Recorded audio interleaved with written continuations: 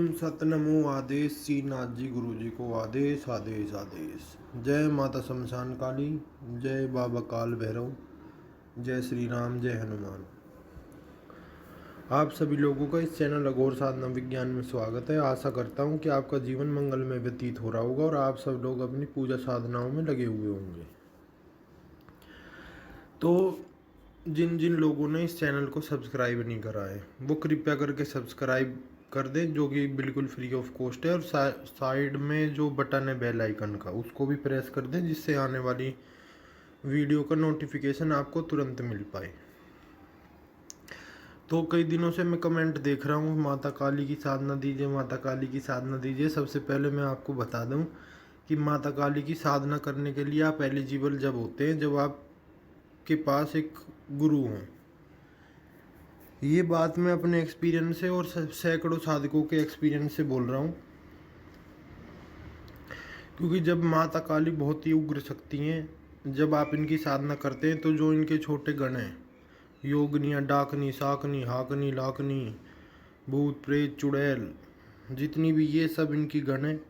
और जो माता की सेविकाएं होती हैं, ये आपकी परीक्षा लेने आती हैं, जिनसे कई साधक डर भी जाते हैं और कईयों के घर में दिखनी भी वो शुरू हो गई हैं। तो तरह तरह की फिर चौकी दरबारों पे भटकते हैं, तरह तरह गुरुओं के पास भटकते हैं कि हमारे घर में ये दिखता है, हमारे साथ ये हो गया, हमारे साथ वो हो गया।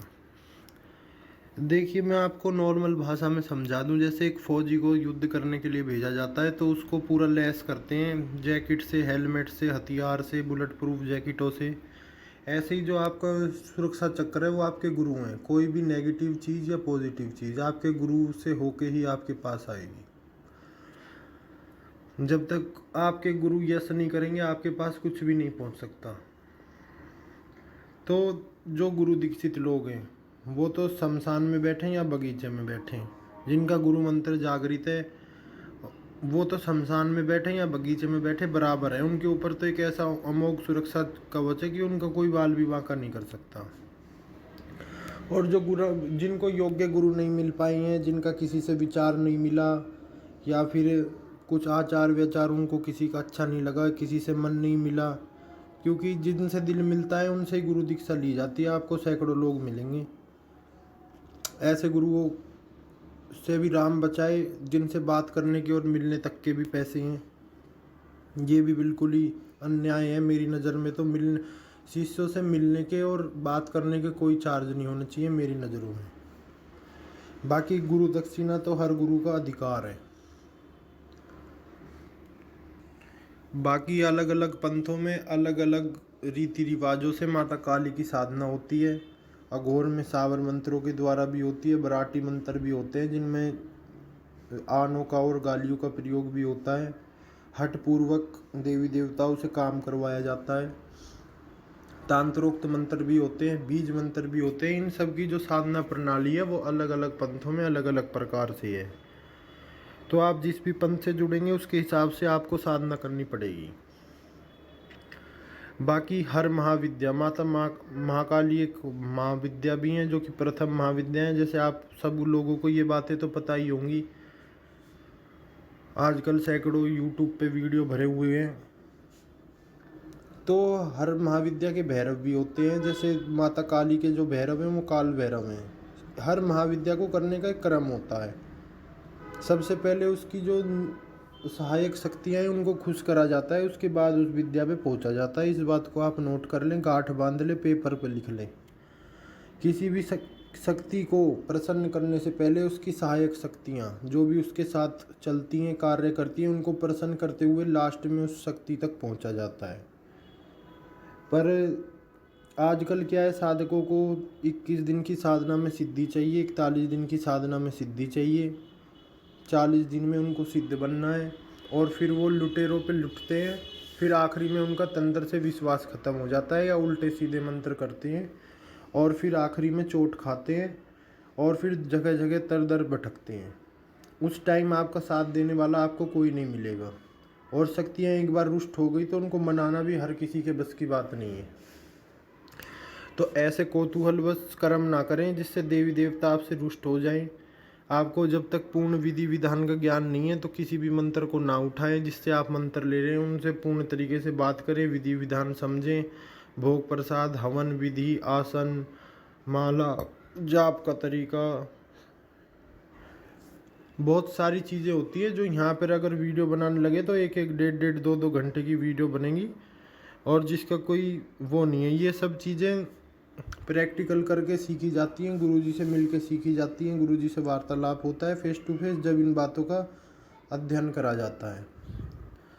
तो जैसे कि कमेंटों में बार बार कमेंट आने की वजह से मैं आपको एक माता काली के साबर मंत्र दे रहा हूँ।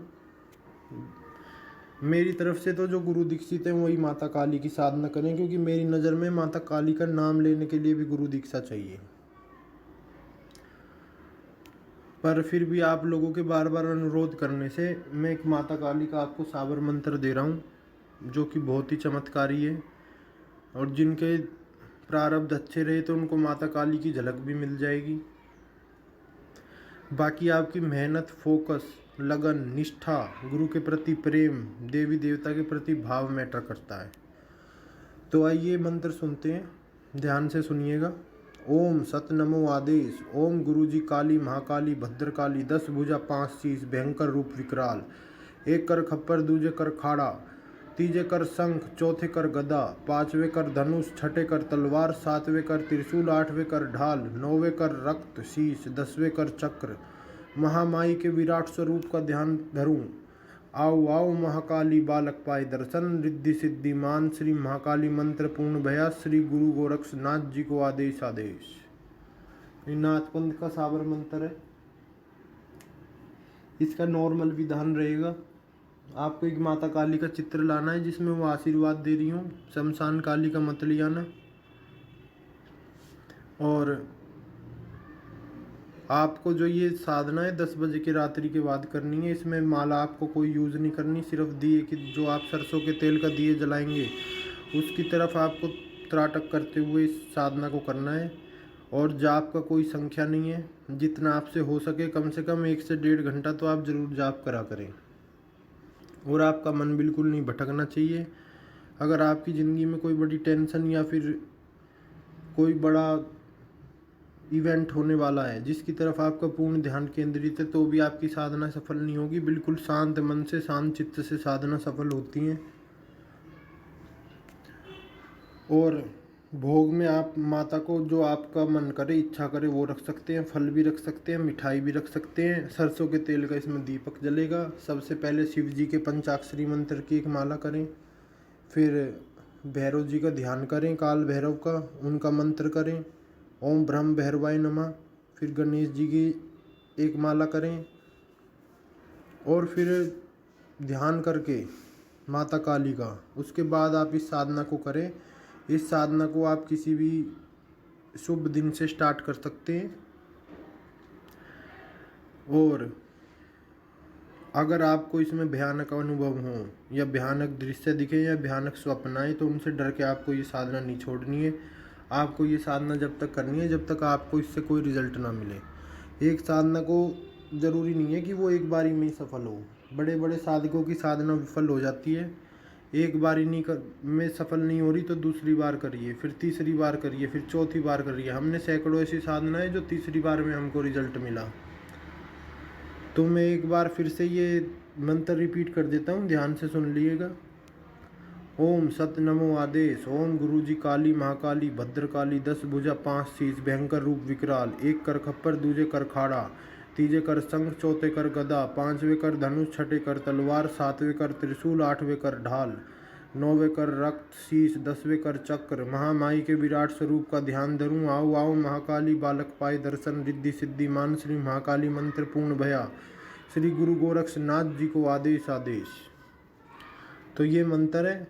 इसमें ना तो कोई आसन की ज़रूरत है, क्योंकि धरती माता से बड़ा आसन कौन सा है, और ना ही कोई माला की ज़रूरत है। जिसमें माला और आसन की ज़रूरत होती है वो मैं वीडियो में मेंशन कर देता हूँ कि ये तांत्रिक पद्धति की साधना है। और गुरु गोरक्षनाथ जी का भी ध्यान करें इसमें, क्योंकि नाथ पंथ का मंत्र है। और सबसे पहले इस जाप को करने से पहले माता महाकाली के मंदिर में जाएं, वहाँ से आज्ञा लेके आएं, उनको भोग प्रसाद अर्पित करें, उनसे मनी मन प्रार्थना करें, 15-20 मिनट ध्यान करें और उनसे बोलें कि हम आपकी ये साधना कर रहे हैं, हमारी ये साधना सफल बनाएं।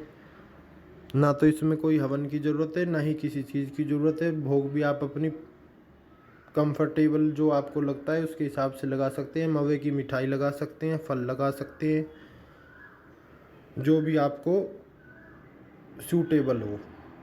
तो आज के लिए आपके लिए छोटी सी जानकारी थी। अच्छी लगी हो तो लाइक शेयर सब्सक्राइब करिएगा और चैनल को अधिक से अधिक शेयर करिएगा अपने दोस्तों में, जानने वालों में। आदेश आदेश आदेश।